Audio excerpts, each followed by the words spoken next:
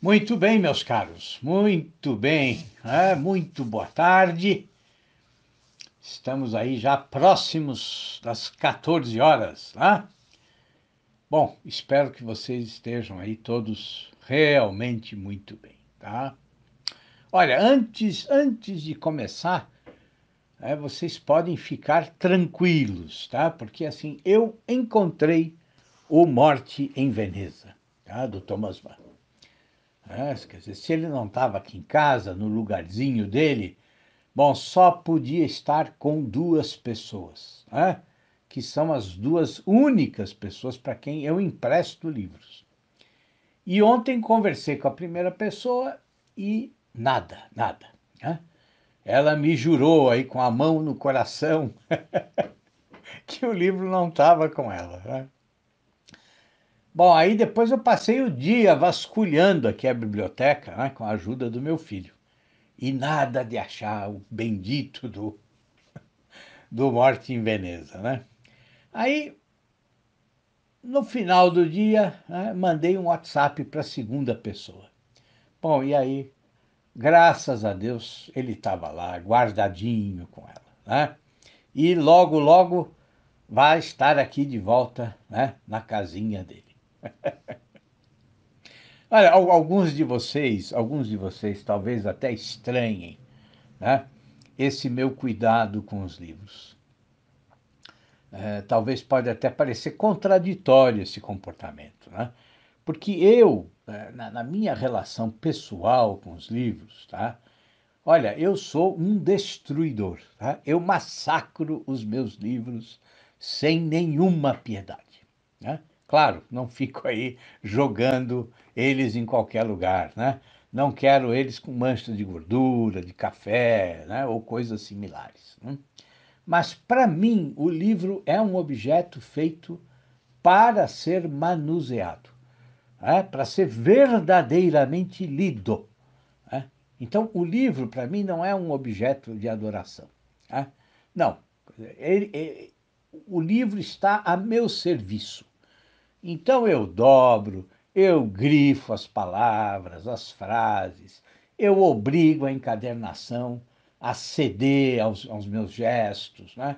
Então, eu entorto o livro, se for preciso, e escrevo muito nos meus livros, né?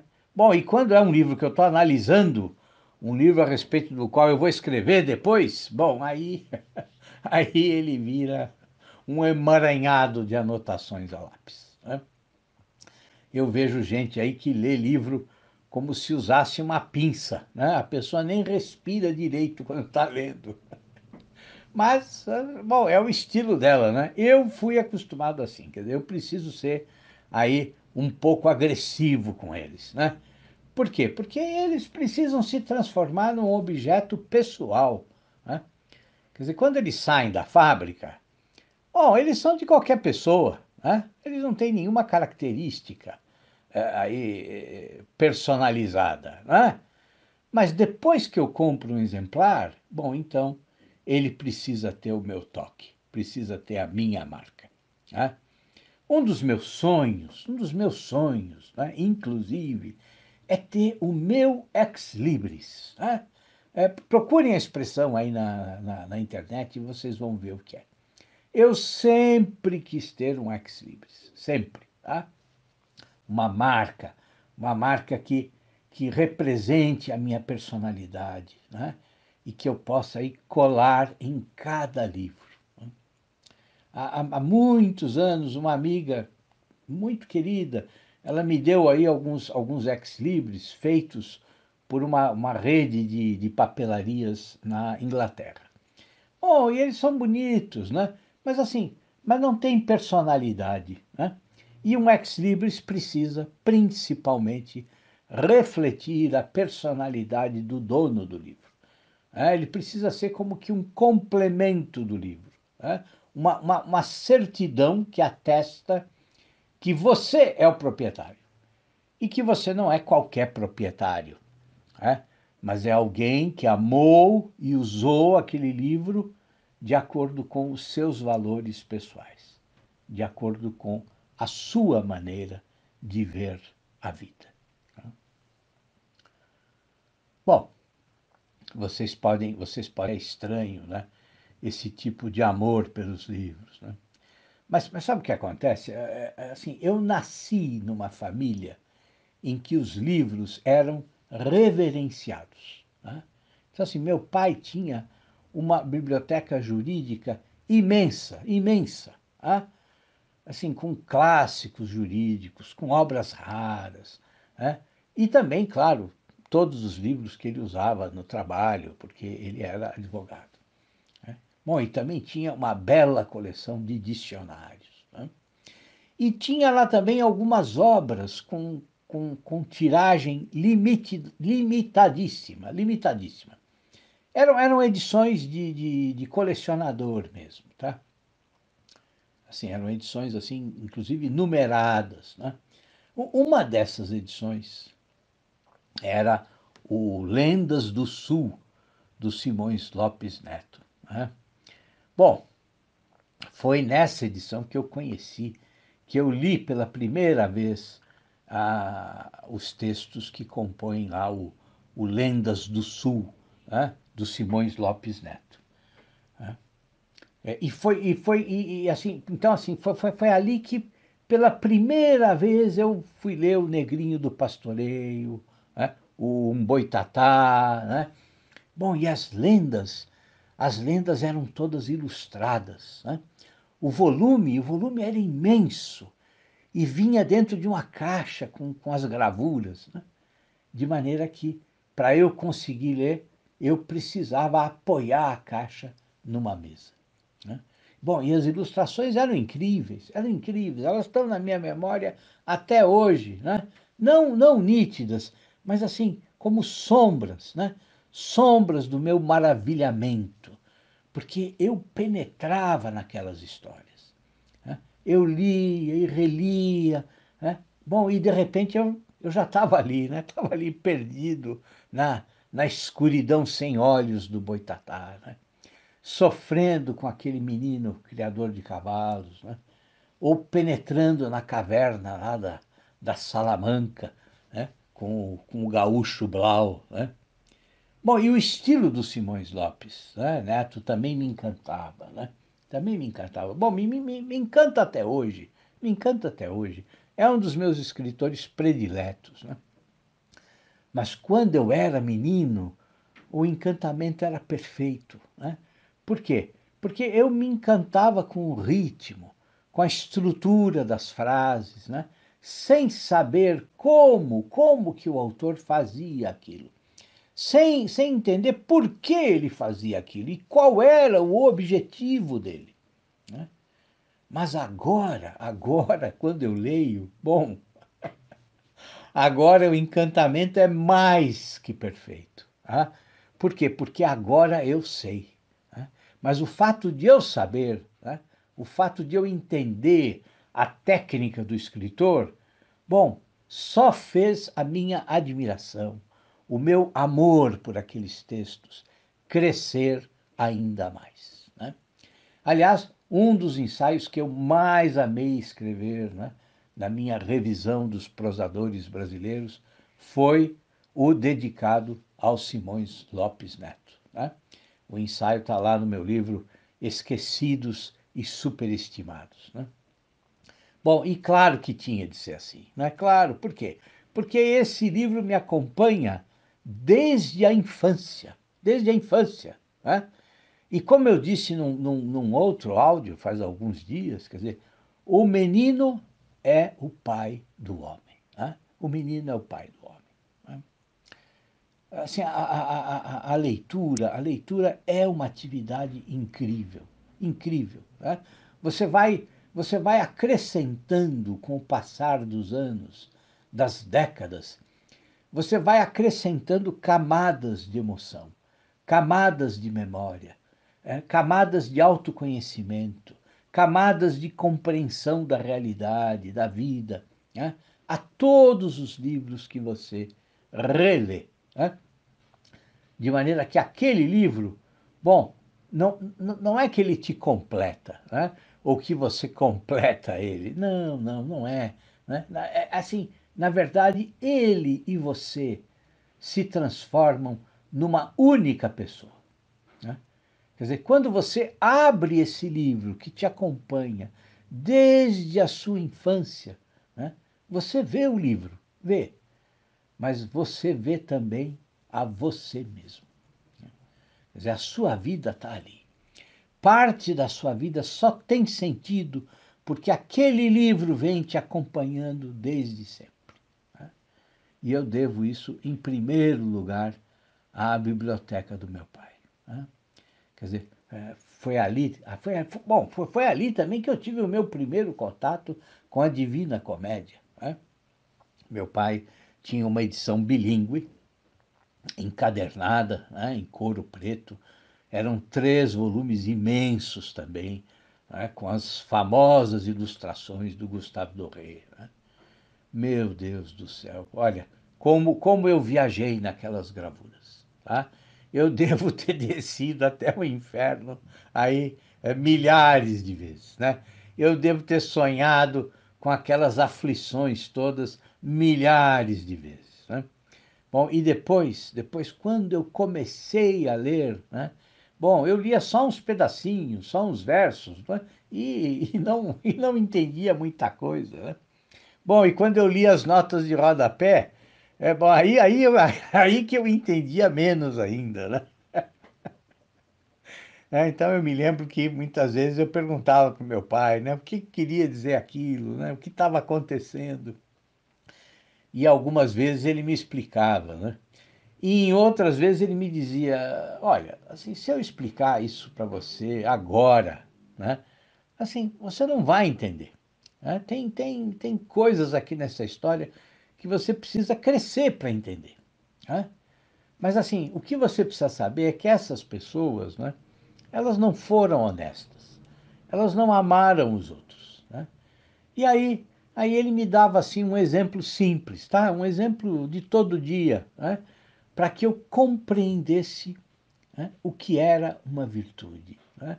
E o que significava não ter essa virtude, tá? Quer dizer, ou praticar exatamente o contrário, o oposto dessa virtude, né? Mas assim, eu nunca desisti, né, da leitura, né? E eu insistia por causa das gravuras, né? Eu queria entender o que era tudo aquilo. Eu queria entender a aflição daquelas almas, né? E também queria entender o júbilo das outras, né, lá no paraíso, né, se diluindo, né, na luz de Deus, né, se integrando naquela luz para sempre. Bom, e o Dante então começou a me acompanhar, né, e me acompanha até hoje, né? Assim, faz uns meses, por exemplo, saiu uma tradução nova da Divina Comédia na Espanha, né? Bom, assim, eu não tive dúvida, né? Eu encomendei imediatamente, né? Aliás, quando eu levanto os olhos aqui, eu estou sentado aqui na minha escrivaninha agora, mas é só eu erguer um pouco a cabeça e eu vejo ela lá quietinha, arrumadinha no lugar dela na estante, né? Enquanto eu estou aqui falando com vocês, né? Bom, sabe um outro escritor, né? Um outro escritor que me acompanha desde que eu sou menino, né? O Nelson Rodrigues, tá? O Nelson. Mas o Nelson, eu descobri ele de uma forma completamente diferente, tá? Eu tinha 9 anos e fiquei doente, tá? Tive assim uma nefrite terrível, né? E naquele tempo o tratamento era completamente diferente do que é hoje, né? Então eu fiquei lá 4 meses na cama, 4 meses em repouso absoluto, absoluto. Mas assim, era um repouso rigoroso mesmo, né? Quer dizer, de maneira que assim, para tomar banho, minha mãe colocava uma bacia ao lado da cama, né?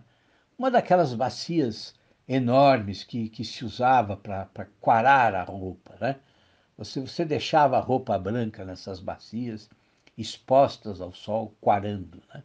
Ou seja, clareando, né? Quarar é clarear.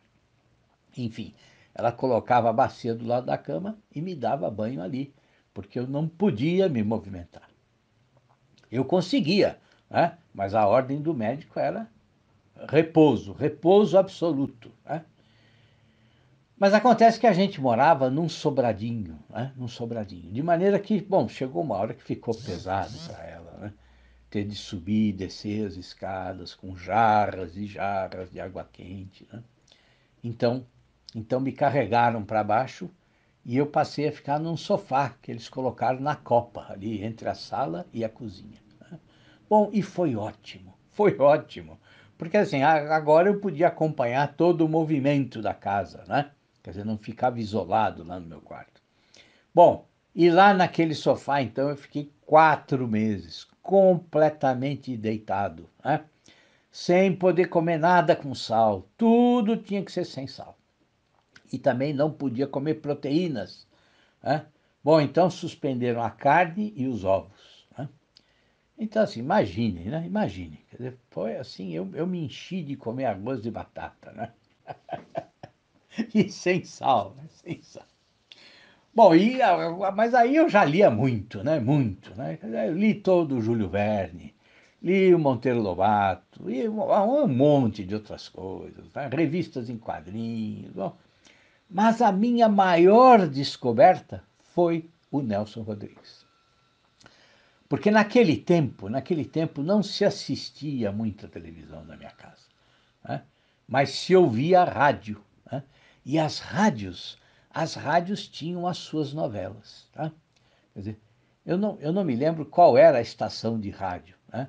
Mas tinha lá uma estação em que eles dramatizavam todos os dias uma crônica do Nelson Rodrigues, daquela série dele chamada A Vida Como Ela É, né? Bom, e era incrível, porque assim, o programa começava com o próprio Nelson falando, tá? Então, tocava lá uma música e entrava a voz do Nelson. Não sei se você já ouviu a voz do Nelson, mas ele, quando queria, fazia uma voz cavernosa, né? Uma voz, aquela voz cansada, né? E ele dizia: E agora, com vocês, mais um capítulo de A Vida Como Ela É. Bom, e aí começava, né? Começava, e as histórias, bom, vocês sabem, as histórias do Nelson são maravilhosas, né? Maravilhosas. E para mim, ali, com 9 anos, né? Quer dizer, ficar ouvindo as histórias do Nelson todos os dias, bom, aquilo era incrível, porque tudo era extremamente realista, né? E a dramatização era perfeita, com toda a sonoplastia, né? Quer dizer, todos aqueles efeitos que o rádio consegue criar, né? Então, assim, não precisa dizer que o Nelson continua comigo até hoje, né? Até hoje. Aliás, assim, pensando nisso, né? Quer dizer, essa é uma das coisas que nós não soubemos preservar, né? O nosso radioteatro, né? Nos países europeus, né, até hoje, o radioteatro é importantíssimo, né? Grandes escritores, né, escrevem para o rádio, são contratados para escrever novelas, né, teatro para o rádio. E eles fazem questão de escrever, né? Mas nós perdemos isso, né? E perdemos isso como perdemos tantas outras coisas, né? Porque tudo tem uma duração muito efêmera na nossa cultura, né? Nós não somos educados para estabelecer uma tradição, né? E isso não é só em cultura, né? Mas é em tudo, né? Vejam as nossas instituições, né? Como elas estão sempre aí se diluindo, né? Sempre se desintegrando, né? Sempre em crise permanente, né? Enfim, nós podemos talvez mudar tudo isso, mas só mesmo com a inteligência, né? Só com a fidelidade a certos valores, né? Ou seja, criando uma tradição que permaneça, né? Quer dizer, que ofereça aí para as futuras gerações o sentimento de que elas vivem numa verdadeira continuidade, né? E não numa cultura que está sempre sendo destruída e substituída por coisas menores, né? Por coisas bem piores. Ou seja, né? Perder esse sentimento que nós temos hoje de completa insegurança, né? De constante instabilidade, que é o que a gente experimenta neste país, né? Bom, mas eu já falei muito hoje, muito. Olha, um abração para vocês, viu? Tudo de bom, meus caros. Até amanhã.